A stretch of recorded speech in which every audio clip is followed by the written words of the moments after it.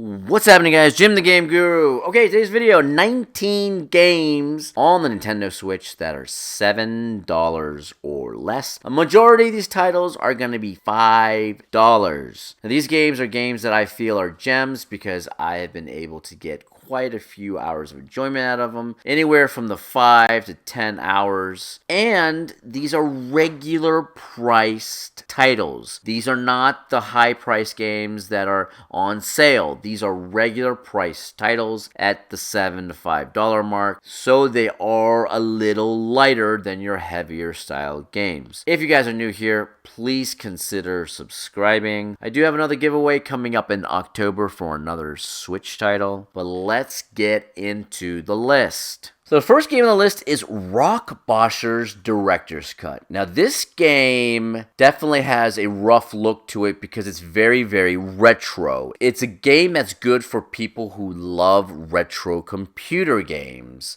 So if you're familiar with things like the old Tandy computers or the old Commodore 64 computers, then this game has that type of feeling, just like one of those games that you used to play on those computers. And in this game, you get blasted into Mars, you're putting into this slave labor type thing, and within these mines, and then you end up breaking free, and you kind of go from room to room, and you have to collect items. It has a little bit of a twin shooter mechanic to it, which is kind of cool. I've been actually really digging it, but in order for you to really enjoy this game, I feel like you have to have a nostalgia toward old computer games. The next game on the list is Mini Trains. Mini Trains is a puzzle game that you have to lay down tracks on each level in order to get a train from a starting position to an end position, and you have to collect stars along the way. The graphics aren't the greatest, the UI is not the greatest, but I feel like the gameplay as far as the puzzle aspects are pretty good. Third game on the list is something that just came out not too long ago. It's Badland Game of the Year Edition. Now, this is something that I owned way back when I had my Shield Portable, and I was playing my Shield Portable non-stop. Now, since it came out for the Nintendo Switch, I ended up picking it up immediately. And in this game, what happens is you guide like these big furry head-like creatures that have like these wings, and you have to kind of guide them through each of the levels. Visually, the levels look stunning. I love the atmospheric sounds this game has. It is a little bit more puzzle oriented, but it is actually a pretty good buy for $6. There's supposed to be 100 single player campaign levels, and then there's like 100 co-op multiplayer levels in this game. Fourth game is Inferno 2, a twin stick shooter. I've had this on other videos in the past. I absolutely love this game. It has nothing but geometric shapes in the game where you go through and you shoot a bunch of enemy shapes, and then you'll have bosses. I believe it's every 10 levels there's a boss. I love the music in this game. It's like this very cool electro beat drum and bass type of music. Fantastic game, especially as a twin shooter for $5. Definitely highly recommend that one. And it's got local co-op in that too, which is great. You can play 2 players local co-op in Inferno 2. The fifth game on the list is another puzzle game. We got Tokitori, where you're a little baby chick. We have to go through the level and reach eggs. So there's eggs that are scattered across the levels, and you have to reach every single egg in order to finish that particular board before you move on to the next board. You have different abilities that you can use, and there are enemies on the board that you have to avoid. Super cute graphics. I love the different levels that are in the game. Sixth game on the list is Kamiko. Now this one is a pixel art game. It kind of plays like an older Zelda title, something like Link to the Past. The gameplay is more like Zelda as you're running around and killing the enemies, but the actual game is very simplistic. It's very stripped down. Basically, on every single world, you have to collect these different orbs. You have to open up these doorways, and then eventually you get to an end boss on every single world. And then after you beat all those bosses and you beat all the worlds there, then you end up fighting this big boss at the very end. And the characters, you have 3 different characters to choose from, and they're all kind of anime characters, and I've actually enjoyed that a lot. I've actually had 2 playthroughs with that game. Seventh game on the list is Totes the Goat. Now, this game is good for anyone who has any kind of nostalgia for a game that plays like Q*bert. If you've never played Q*bert or you've never played a game that's like Q*bert, you're probably not going to like this game. But if you have any nostalgia for that type of game, it's a pretty solid little arcade game. And what you do is you're this character, Totes the Goat, and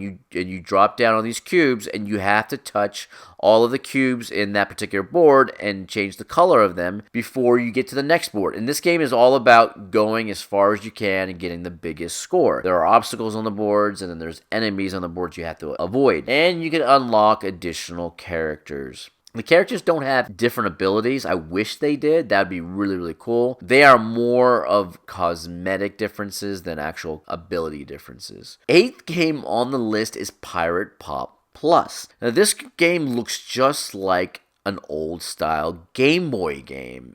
It has that Game Boy color palette to it. It is very arcade-style game where the main objective of this game is to collect points.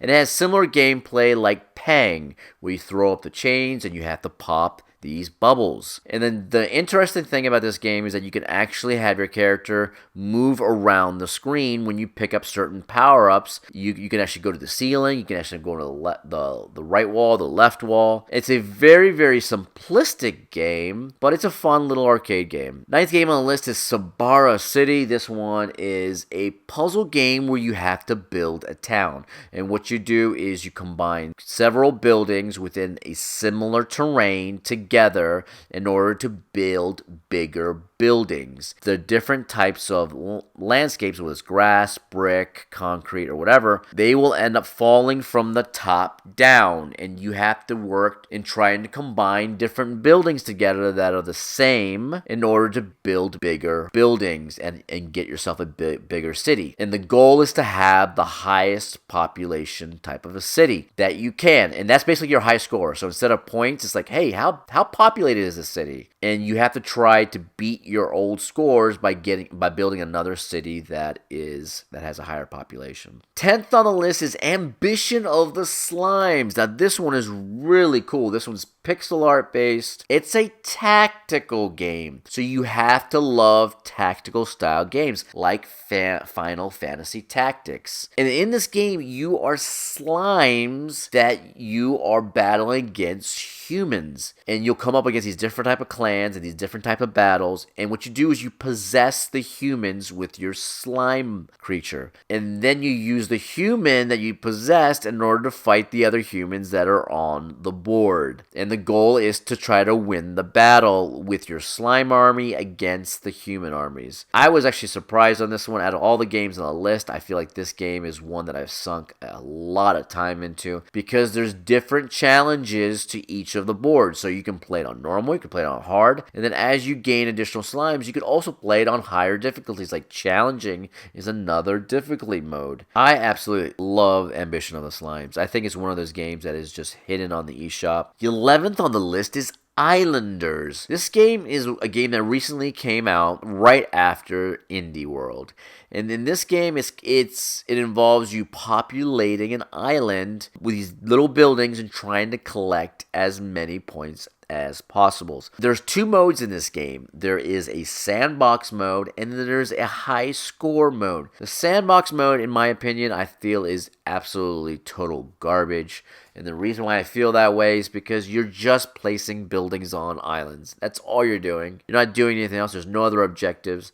Nothing else going on. It's kind of like a model island, and you're just shoving these little buildings on there. The game is fun when you play the high score mode because you have to place these buildings strategically on the islands to maximize your points. And if you get to a point where you can't reach the required score with the buildings you have left, then your run is over. And then you have to start a whole new run. So what you try to do is you try to have runs every time beating your previous score. 12th on the list is Pan Pan. This one is a nice puzzle adventure. I love the aesthetics to it. It is a game that looks completely unique. And the puzzles in this game are really, really hard. Now, what you have to do in this game is you have to repair your balloon. So you crash land with an air balloon in a particular area, and you have to go through all these different areas in this world, solving puzzles in order to fix your balloon so then you can go back home. And some of these puzzles are very, very, very, very difficult. 13th on the list is Blitz Breaker. Now, this is one that just came out not too long ago. This is a trials-based game where you have to go through every single area and try to beat it as quickly as possible. And what you're doing is you're dashing back and forth. You can dash up, you can dash left, right, you can dash down, and you're trying to collect these items so that you can get through each and every single area. And then eventually you're going to get to a point where you'll end up encountering bosses. I love the pixel art on it. I love the music on it. And it's really difficult. It's very, very challenging. And you have to be the type of player that you love trying to beat a specific board by trying it over and over and over again until you run through it perfectly, getting everything you need and the stars. 14th on the list is Mekorama. This one is a game that involves being a little robot, and you're in this little isometric puzzle area, and the puzzle area can be like this big area with just a bunch of columns and grass or whatever, or they can be like buildings. And what you do is you have a starting point and you have an end point, and you have to get your robot through this isometric playing field to the very end, whether it's going up a tower or whether it's going through this building and getting to the other side. Each and every single area is completely different than the previous area. The only complaint I have about this game is I feel like the controls are not as good as they should be. I mean, you can rotate the board, you can look all around, which is great. But as far as controlling your robot, it just feels a little sloppy. But other than that, I think it's actually a really cute little puzzle game. 15th on the list is Golf Peaks. Now, this is one that used to be way more expensive when it first came out. It used to be about $15. I feel like this developer found out that price point was just not going to work. They ended up reducing it down to $5. And in this game, what you're trying to do is you're trying to get a little golf ball from one part of the puzzle area all the way to the hole. And you have these cards, and you have to play these cards in a specific order in order to hit the ball to the hole. Sometimes you need to jump certain areas in the puzzle area. Sometimes you need to hit the ball off a bank. Sometimes you have to avoid like sand or something so your ball doesn't sink. It's actually a really, really solid puzzle title. And the one thing I love about it is that it already gives you the cards you need in order to get the ball from one side to the other. 16th on the list is one good for children. It's Hoggy 2. Hoggy 2, you are slimes. You're trying to rescue your children's slime.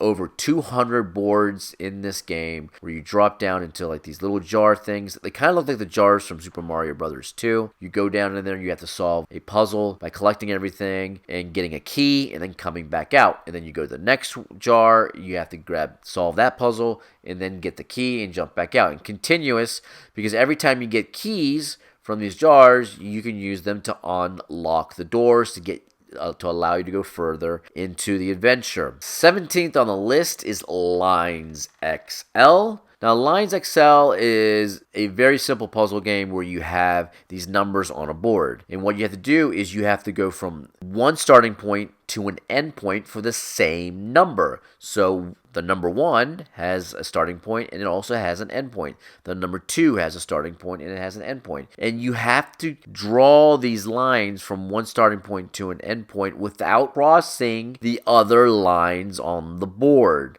And that's what makes the game challenging. 18th on the list is Island Maze. So on this one, you have this little cube. You're rolling this cube on these islands, and you have to collect gems within the cube. And then once you collect gems within the cube, what you do is you match the gems on the cube to the same gem color on the ground in order to get from a starting point to an end point on every single board.